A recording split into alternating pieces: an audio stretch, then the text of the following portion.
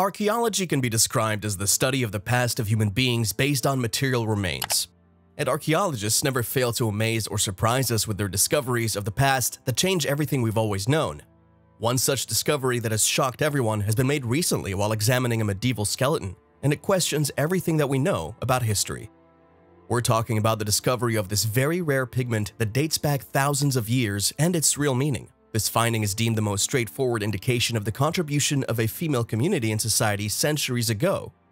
Today we'll discuss the discovery of the rare blue pigment from the skeleton of a woman's body. But before we begin, to get your attention, we have a question you can answer at the end of the video by watching it. Why is lapis lazuli or blue pigment so admired? Write down your answer in the comment section and see if you got it right. Here we begin with the video. A woman died in Germany around 1,000 years ago and was buried in an unmarked grave in a church cemetery. There was no record of her life and no historian had reason to wonder who she was.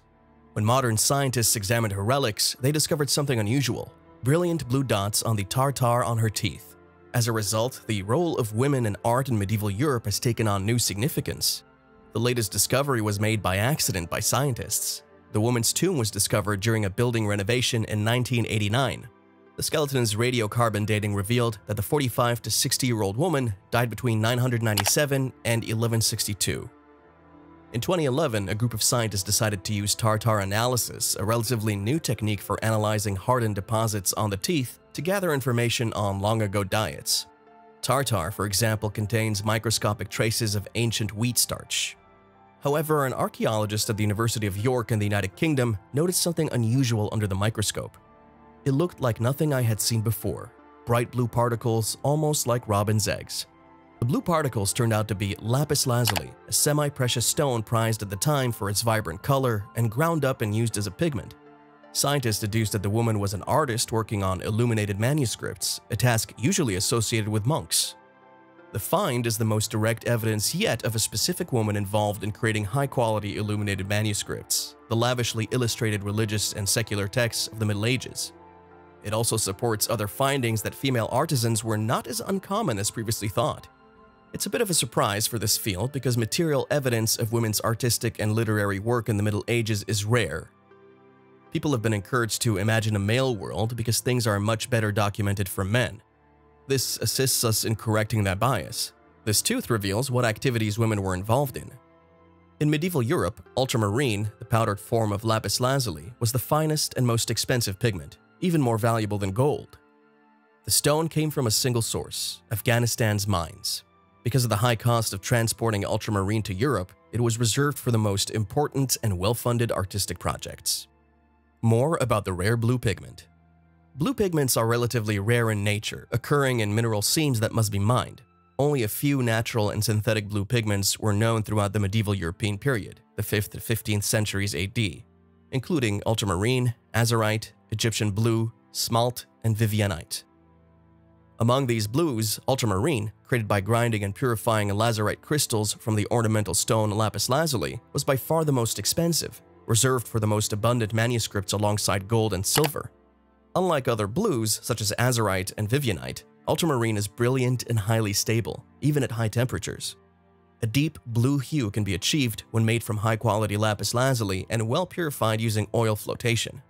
Lapis lazuli was a quintessential luxury trade good in the Eurasian pre-modern period, mined from a single region in Afghanistan, and its waxing and waning availability in artistic centers throughout Eurasia reflects both its enormous cost and the circuitous supply lines along which it was traded over thousands of miles. The use of highly pure ultramarine in illuminated works was restricted to luxury books of high value and importance in medieval art. Only scribes and painters of exceptional skill would have been trusted with its use. However, before the 15th century, scribes rarely signed their works, raising questions about the identity of early scribes and illuminators. Even in women's monastery libraries, fewer than 15% of books bear female names or titles, and before the 12th century, fewer than 1% of books could be attributed to women. As a result, it has long been assumed that monks, rather than nuns, were the primary producers of books throughout the Middle Ages. Recent historical research, however, has called this belief into question, revealing that religious women were not only literate but also prolific producers and consumers of books. Religious women played an especially active role in book production in Germany and Austria, and their work as scribes and illuminators can be traced back to the late 8th century. Although surviving examples of these early works are rare and modest, there is a growing body of evidence that by the 12th century, women's monasteries were actively producing books of the highest quality. For example, the dual-sex monastery of Admont in Salzburg supported a community of nuns who copied many of the more than 200 surviving books from the monastery's 12th century book collections. Likewise, Daimut, a 12th century female scribe at the monastery of Westbrunn in Bavaria, was recorded to have produced more than 40 books, including a richly illuminated gospel. More than 4,000 books attributed to over 400 women scribes have been identified from the 13th to the 16th centuries, when documentary evidence and record-keeping in Germany were complete. In addition, active scriptoria have been identified at 48 women's monasteries. However, because of the small number of surviving books, the precarious documentation of women's monasteries, and scribes' propensity to leave their work unsigned, identifying the early contributions of religious women to medieval book production takes time and effort. As a result, individual female scribes are underrepresented in the historical record, and most of their scribal work likely went unnoticed. Theories. The scientists didn't know how a middle-aged woman who lived in a low physical labor life and was buried in a cemetery associated with a women's religious community ended up with such a rare and expensive mineral pigment in her dental calculus. But they proposed some possibilities. First, the woman was a scribe or book painter who created illuminated manuscripts, and second, worked in the preparation of artist materials for herself or other scribes. Scenario 1. Book production. The most plausible scenario is that individual B78 was a woman who worked on high-quality manuscripts. Hiring a gifted female scribe to create deluxe liturgical books from expensive materials was common in Germany then. A pair of letters dated between AD 1140 and 1168, nearly contemporaneous with B78's burial, describes an exchange between Sindold, the keeper and corrector of books, Armarius, of the men's monastery in Reinhardsbrunn, and the women's monastery of Lippoldsberg, where his sisters lived, located only 70 kilometers east of Dalheim.